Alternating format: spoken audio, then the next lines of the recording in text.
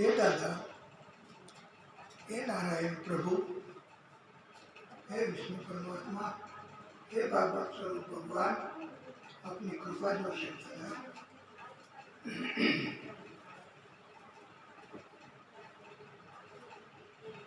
हे ईश्वर, दीननाथ, हे परम कृपालु वाला, मैं तो पीगा ढेर प्याला। हे प्रभु, हे दादा, बोलिए भागवत स्वरूप भगवान की जय। विष्णु परमात्मा श्री हरि की जय।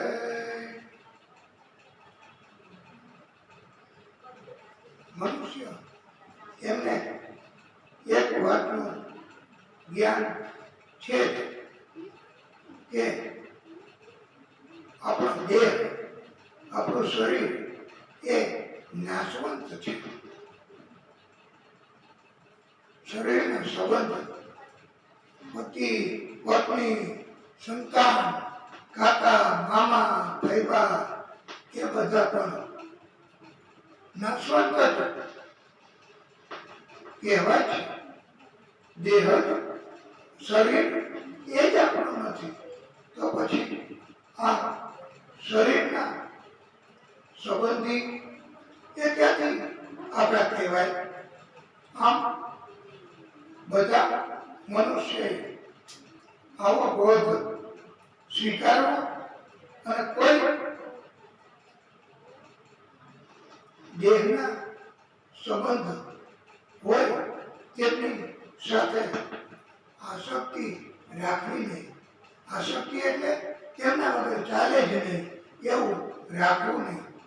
અને પરમાત્માની અંદર આવી આસક્તિ રાખવી કે પરમાત્મા વગર નહીં ચાલે, મારા પ્રભુ વગર નહીં ચાલે. આમ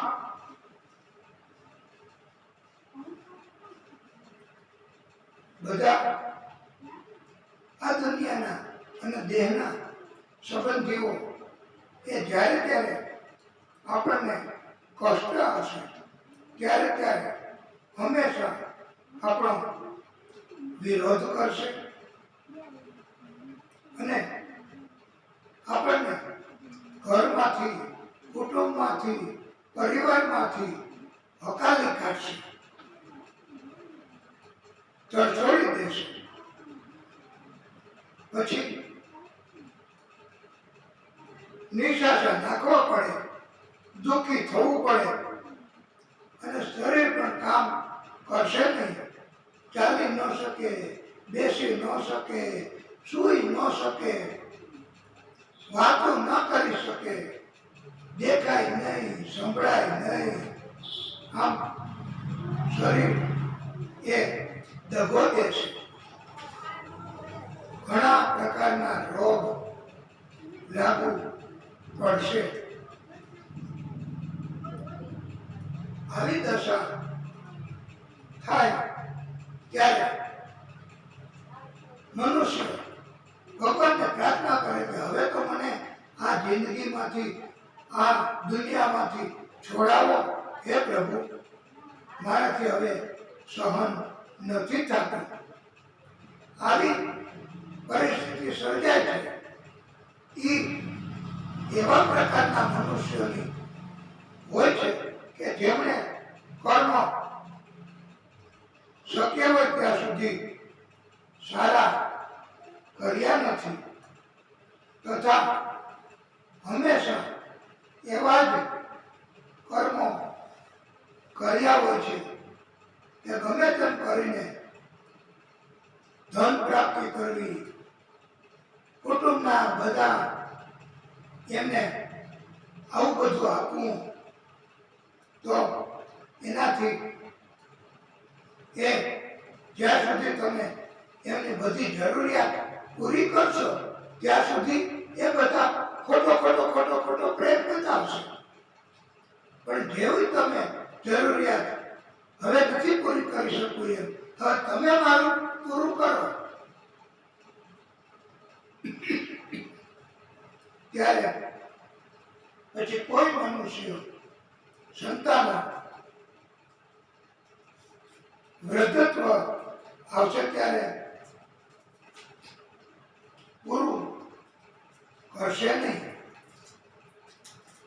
કે સેવા ચાકરી કરશે નહીં.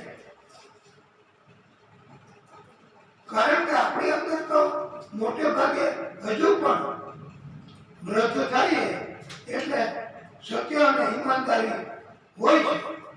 આપણને તો એમ જ હોય કે આપણા સંતાનો કેવા આજ્ઞાકીત છે, આપણું કેવું માન જાળવે છે, આપણને હાજી હાજી હાજી, ભાઈ ભાઈ અને ભાઈ એમ જ કહે છે. પણ એ તો જ્યારે એમને બધું તમે લાવી આપશો, બધી રિક્વાયરમેન્ટ્સ ફૂલફિલ કરશો ત્યાં સુધી. પણ જેવા તમે અસમર્થ બન્યા એટલે તુરત પછી પત્ની, બાળકો, સંતાનો, પાડોશીઓ એ બધા તમને એવોઇડ કરશે, કાઢી મૂકશે, દૂર કરશે. અને આવા પ્રકારની સ્થિતિ આપણી સર્જાય ત્યારે આપણે સમજવું કે આ પૃથ્વી ઉપર જ આપણે જીવીએ છીએ એ અવસ્થામાં જ જીવતા જ આપણે નરકની સજા ભોગવીએ છીએ. અને આ સંજોગો દશા થાય એને અંધતા મિષ્ટ નામનું નરક કહેવાય છે. અને ત્યારે ભાગવતકારોએ એવો ઉત્તમ બોધ આપ્યો છે કે આપણે ઉત્તમ મનુષ્ય હોય, ધીર મનુષ્ય હોય તો એમણે ક્યારે જીવન જીવવા માટે દીનતા આચરવી નહીં કે યાચના કરવી નહીં કે ભીખ જીવન માટે માગવી નહીં, પણ મૃત્યુથી ત્રાસવું નહીં અને પરમાત્મા એમાં ચિત્ત રાખવું. પરમાત્મામાં ચિત્ત રાખી એકવાર પણ જો મનુષ્ય પરમાત્મા એનું કથા, એનું કીર્તન એ શ્રવણ કરશે, પરમાત્મા એના જ્ઞાનને એ મનુષ્ય પ્રાપ્ત કરશે, તો પછી પરમાત્માની પદવી મનુષ્ય મેળવી શકે છે. માત્ર પરમાત્મા છે એવી જ રીતે ભક્તિ કરવાથી, કથા એનું આયોજન કરવાથી, કથા સાંભળવાથી આપણું મન, આત્મા શુદ્ધ બને છે. દેહને ટકાવી રાખવા આપણે કેમ ખોરાક લેવો પડે? 1 ટાઈમ, 2 ટાઈમ, 3 ટાઈમ આપણે ખોરાક લઈએ છીએ એ શરીરને ટકાવવા, શરીરનું પોષણ ખોરાકમાં છે. તો આવી રીતે આપણો આત્મા, આપણું મન, આપણું હૃદય, આપણું ચિત્ત, આપણી બુદ્ધિ એનો ખોરાક એ આપણે ખાઈશું એમાંથી એમને કાંઈ પોષણ નથી મળવાનું. એમને તો સત્સંગ કરવાથી, સત્કર્મ કરવાથી, કથા સાંભળવાથી, કથા કહેવાથી પોષણ આત્માને, ચિત્તને, મનને, બુદ્ધિને અને હૃદયને પ્રાપ્ત થાય છે. એટલે કળિયુગમાં તો ઘણી વખત માણસો દુઃખી થઈ ગયા હોય, જીવન જીવવામાં હવે કોઈ જેને કહેવાય કે રસ રહ્યો નથી એમ કહેતા હોય. જીવન મારું હવે નિરસ બની ગયું છે એમ કહેતા હોય. અને ઘણી વાર તો દુઃખમાં ભગવાનને પોકારે અને કહે છે કે હે ભગવાન, હે પ્રભુ, હવે તો મને મૃત્યુ આપો તો સારું. એવડી મોટી ઉંમર હોય અને મજૂરી કરતા હોય, મજૂરી થઈ ન શકે. અને જો અંતઃકરણથી પ્રભુ સાંભળી જાય અને ને પ્રગટ થાય, પ્રભુ કહે કે હાલો. તો એ કે ક્યાં? તમે કીધું ને મને હવે મૃત્યુ આપો, હવે હું તમને મૃત્યુ આપું છું અને તમને આ દુનિયામાંથી છોડાવવા માટે હું તમારી આ યાચના સાંભળીને આવ્યો છું. ત્યારે આ કળિયુગમાં મોટે ભાગે કોઈ એમની સાથે જાશે નહીં હો. એ તો કે આ તો મેં મજાક કરી હતી લાલા, અને તું તો આ હાથું માનીને આવી ગયો મને તેડવા. હજી તો મારો દીકરા, એના દીકરા, એના દીકરા, એને બધાને સુખી કરવા છે. એ સુખી હોય એવું મારે જોવું છે. એટલે મમતા નહીં છૂટે, માયામાંથી મુક્ત નહીં થવાય. ભલે ને પછી ભગવાન પોતે લેવા આવે તોય નહીં જાય. મોટે ભાગે કળિયુગમાં આવું હોય છે કે કોઈ આ પૃથ્વી લોકને છોડવા તૈયાર નથી. પરાણે મૃત્યુ આવે તો પણ જવા તૈયાર નથી. એટલે ભાગવતકારો કહે છે કે પ્રભુની કૃપા થાય અને મૃત્યુ સુધરે અને પ્રભુ પ્રગટ થાય તો બહુ જીવવાનો મોહ રાખવો નહીં. એમ ઉત્તમ પ્રકારનો બોધ આપ્યો છે.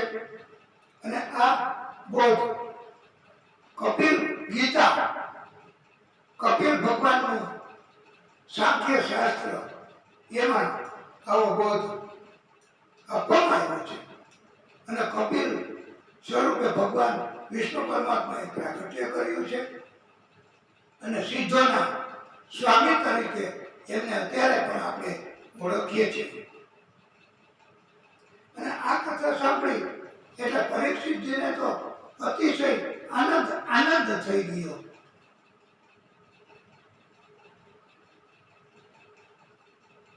હવે સુખદેવ પ્રભુ કહે છે કે હું આપને કૃષ્ણ જ્યારે એમના કાકાને ત્યાં ગયા અને સંધિ કરવા માટે ગયા, એ પ્રસંગ અને એ કથા સંભળાવું છું. માટે તમે ધ્યાનથી આ કથા શ્રવણ કરજો. આ કૃષ્ણ એ આપણા પૂર્વજ, એમની કથા છે. એટલે પરીક્ષિતજીને પણ એમાં રસ થાય. સંધિ તો થઈ નહીં. કૌરવોએ દુર્યોધને પણ એકેય વાત માની નથી. વિદુરજીની વાત પણ માની નથી. અને ઉલટામાં એમ કહે છે કે હે કૃષ્ણ, જાનામિ ધર્મમ ન ચ મે પ્રવૃત્તિ, જાનામિ અધર્મમ ન ચ મે નિવૃત્તિ. હું જાણું છું કે ધર્મ કોને કહેવાય, પણ હું એનો અમલ કરી શકતો નથી. એમ દુર્યોધને કૃષ્ણને કબૂલ કર્યું છે. અને અધર્મ કોને કહેવાય એ પણ એ કૃષ્ણ દુર્યોધન કહે છે કે હું જાણું છું, પણ હું એને છોડી શકતો નથી અધર્મને. અને પછી ભગવાન કૃષ્ણ તે સભામાં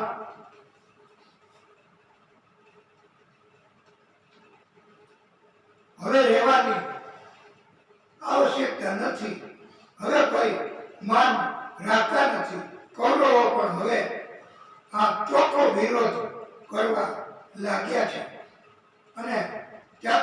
ભગવાન કૃષ્ણ એ વિદુરજીને કહે છે અને વિદુરજીને લઈ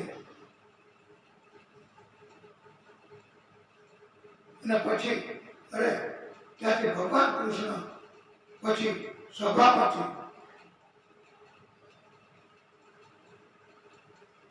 ત્યાગ કરીને જતા રહ્યા છે.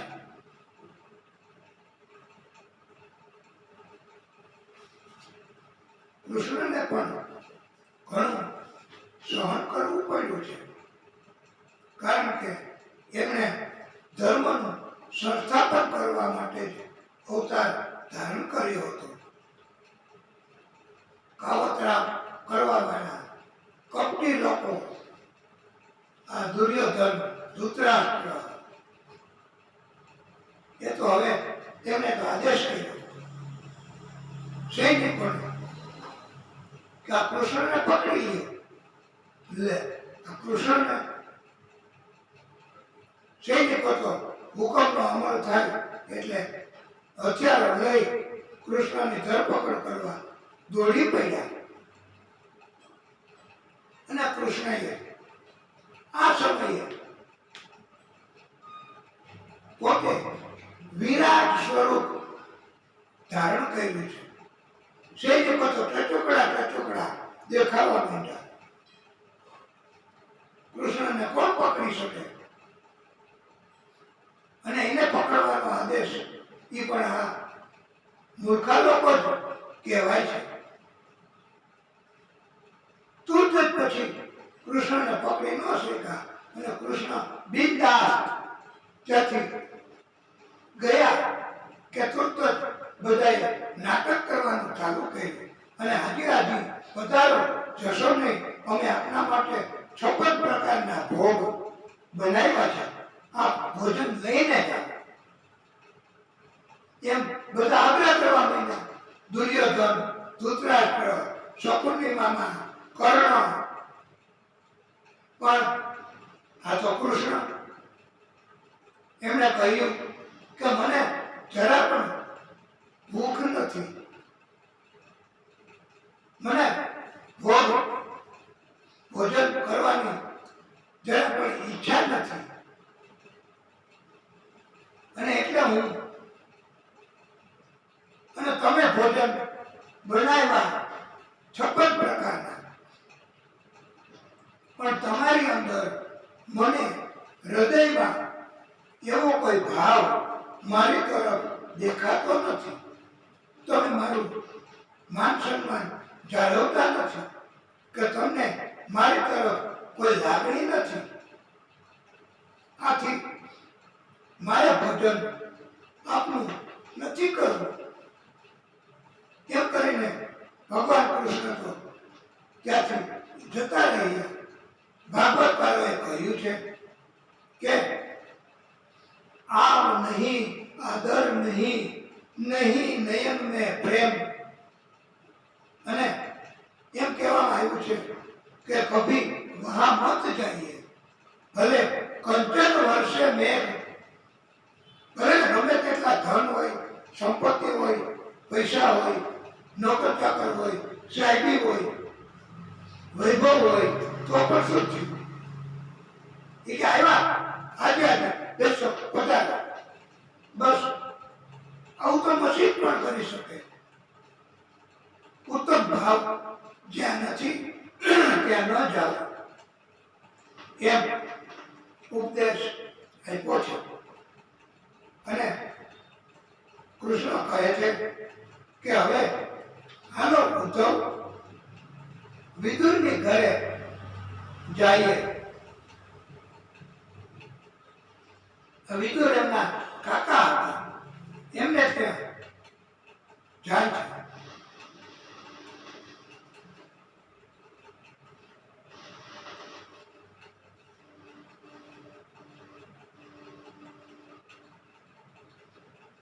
વિદુરજીને ત્યાં ખૂટી લગાવી હતી. એ દરવાજો બારણું એમને અંદરથી, અને કૃષ્ણએ તો બારણું ખખડાવ્યું છે,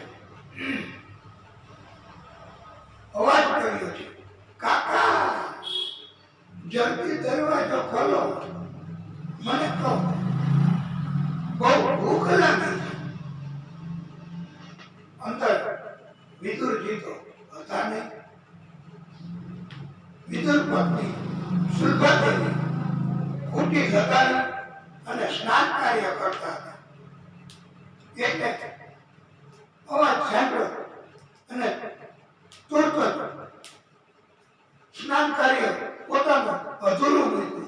કપડા પણ એમને કઈ ભાન ન રહ્યું અને દરવાજો ખોલ્યો કે આપ બધાય અને અમે આપનો ઇંતજાર કરતા હતા. જલ્દી જલ્દી કૃષ્ણને ક્યાં બેસાડવા, કેવી વ્યવસ્થા કરવી, એના માટે એક પાટલો હતો તો એને ઊંધો મૂક્યો. સુલભાદેવી ભગવાન તો પ્રેમને આધીન છે. પ્રેમથી એ ઊંધા પાટલા ઉપર બેસી ગયા.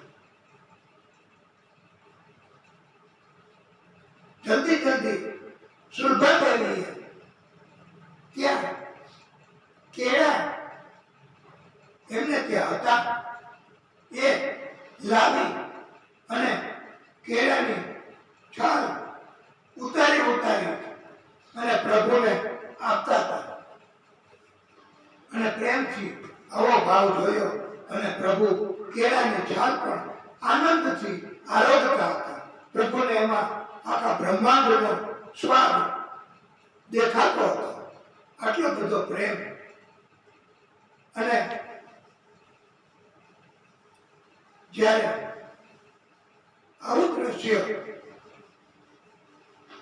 ખરું થઈ ગયું, ઓચિંતાના ત્યાં વિદુરજી પધાર્યા અને જોયું તો કહે છે કે દેવી, આ તમે શું કરો છો? તમે સ્નાન કાર્ય અધૂરું રાખ્યું હોય, વસ્ત્ર પણ ધારણ નથી કર્યા અને કૃષ્ણ એમણે પોતાનું પિતાંબર મર્યાદા જાળવવાના હેતુથી આપના અંગ ઉપર પધરાવ્યું છે અને આપ કૃષ્ણને કેળાની છાલ આપો છો. એ તો જોવું. ત્યાં તો સુલભાદેવી એને ભાન આવી ગયું. તુરત દોડી ગયા અને વસ્ત્રો ધારણ કર્યા. વિદુરજીએ પણ ઉત્તમ મજાના એવા ભોગ, એમ કહેવાય છે કે શાંતિથી તૈયાર કરાયેલા દેવી સુલભા પાસે કે હવે પ્રભુને આપ આનંદ થાય એવું ભોજન બનાવો અને પ્રભુને આપો. ત્યાં તો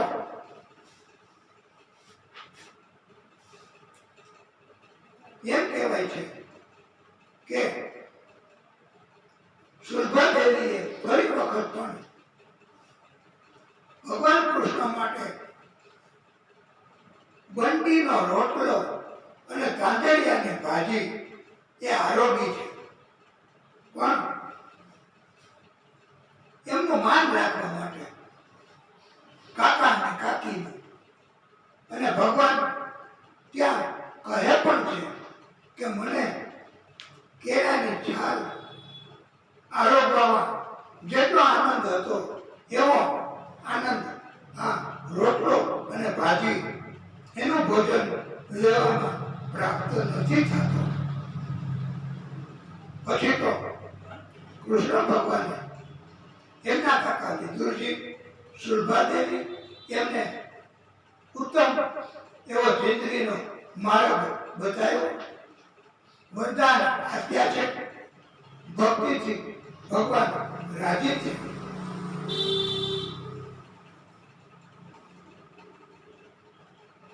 બોધ આ કથા ઉપરથી એવો બોધ આપવામાં આવ્યો છે કે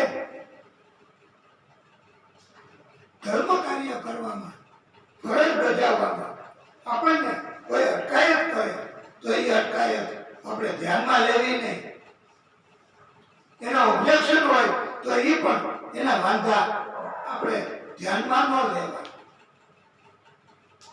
પછી ભલે ને આપણા પુત્ર હોય, પુત્રી હોય કે દેહના એવા પ્રેમ ભર્યા સંબંધો હોય અને એ પણ એમ કે આવું ન કરતા તો એ ધર્મ કાર્યમાં બાધારૂપ હોય તો આપણે એનો ત્યાગ કરી દેવો એવું કહ્યું છે. અને આવી રીતે સુખદેવ પ્રભુએ પરીક્ષિતજીને સુંદર મજાની કથા સંભળાવી અને આ ભાગવતજીનો ત્રીજો સ્કંદ સંપન્ન કર્યો છે. ત્યાર પછી એવું કહેવામાં આવ્યું છે કે નસીબ વધે કે પુરુષાર્થ વધે, નસીબનું આપણે માની અને એક જગ્યાએ બેસી રહેવું કે બહાર જઈને પુરુષાર્થ કરવો, ત્યારે એમ કહેવામાં આવ્યું છે કે પૃથ્વી ઉપર પોતાનો સ્વાર્થ હશે એવી સલાહ આપશે, એવો અભિપ્રાય આપશે. અને એમ કહેશે કે પુરુષાર્થ તો કરવો, મહેનત તો કરવી, બહાર તો જવું, મહેનત કર્યા વગર કઈ મળશે નહીં. અને પછી એવો દાખલો આપશે કે ઉદ્યમેન હિ સિદ્ધયન્તિ કાર્યાણિ ન ચ મનોરથે. ઉદ્યમથી કાર્ય સિદ્ધ થાય છે. મનના સંકલ્પ કે ઈચ્છા કરવાથી કાર્ય સિદ્ધ થતું નથી. અને એમ પણ કહે છે કે સુપ્તસ્ય સિંહસ્ય મુખેષુ મૃગા ન ચ પ્રવિશતિ. સુતેલા સિંહના મોઢામાં હરણાઓ એની મેળે આવી જતા નથી.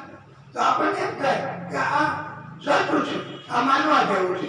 ત્યાં વળી બીજા એવી ઉપદેશ આપશે કે પુરુષાર્થ કરવાની જરૂર નથી, મહેનત કરવાની જરૂર નથી, ઉદ્યમ કરતા આવડવું પડે, ધાર્યું ધણીનું થાય, ઉંદર કાપે કરંડી હોય તો સાપ ઉંદરને ખાય, આવું પણ કહેવા વાળા હોય છે. આપણે તો અસમંજસમાં મુકાઈ જાય, મૂંઝવણમાં મુકાઈ જાય કે હવે કરવું શું. અને એવો દાખલા દેવા માંડે કે સડક પુરાયેલો હતો કરંડિયામાં, એને બહાર નીકળવાનો કોઈ રસ્તો મળતો ન હતો. ત્યારે એ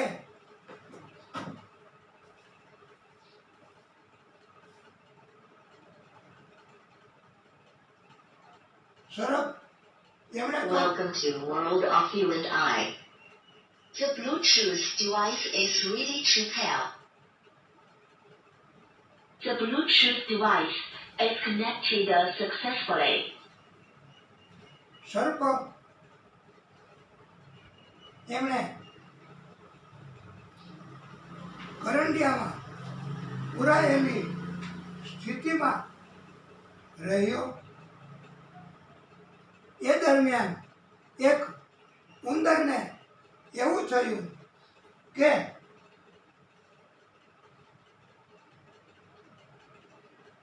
હું આ કરંડીઓ કાપું અને એમાંથી કંઈક ભોજન મળશે. Line in. ત્યારે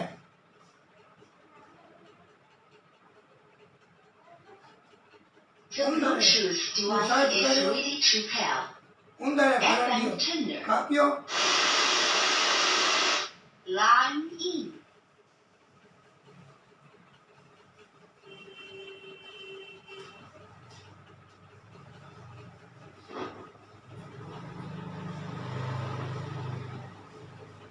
કરંડિયામાં સર્પ હતો અને સર્પ ઉંદર અંદર આવ્યો તો ઉંદર ને ખાઈ ગયો.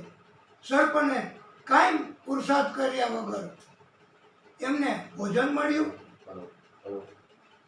ભોજન મળ્યા પછી બહાર નીકળવાનો રસ્તો પણ પ્રાપ્ત થયો છે. આમ સંજોગો પ્રમાણે પ્રભુની કૃપા થાય એવી રીતે આપણે જીવન જીવવું અને એવી રીતે આપણે બધાને ઉપદેશ આપવો અને એ પ્રમાણે જ કોઈ ઉપદેશ આપે તો એનો અર્થ કરી અને આપણે એવો ઉપદેશ સ્વીકારવો કે જે સ્વીકારવા જેવો હોય.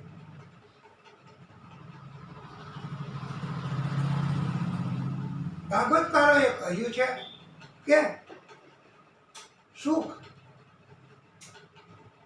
એ સંયમથી, સદાચારથી, સંસ્કારથી, પ્રભુની કૃપાથી મળે છે,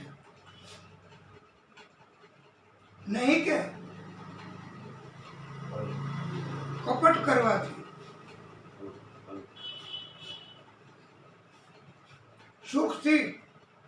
સુખ છે એ ધનથી નહીં મળે, ભૌતિક સાધનોથી નહીં મળે, સત્તાથી નહીં મળે. અને આવું મેળવવા માટે તો ઘણા અધર્મ પણ કરવા પડે, પાપ પણ કરવા પડે અને પછી કષ્ટ આવે એ પણ ભોગવવા પડે. માટે હંમેશા મનુષ્યોએ પ્રભુની કૃપા પ્રાપ્ત કરવા, સત્કર્મ કરવા, સંયમ રાખવો, સદાચાર,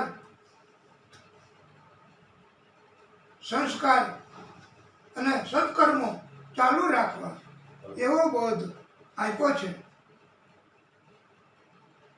દુઃખના સમયમાં ધીરજ રાખવી, શુદ્ધ પવિત્ર કર્મો કરવા અને સાહસ વૃત્તિ એ અલબત્ત હોય તો એનાથી કદાચ આપણને પ્રેરણા મળે છે કાર્ય કરવાની અને વિપરીત પરિસ્થિતિમાં પણ આપણે કાર્ય કરી શકીએ છીએ.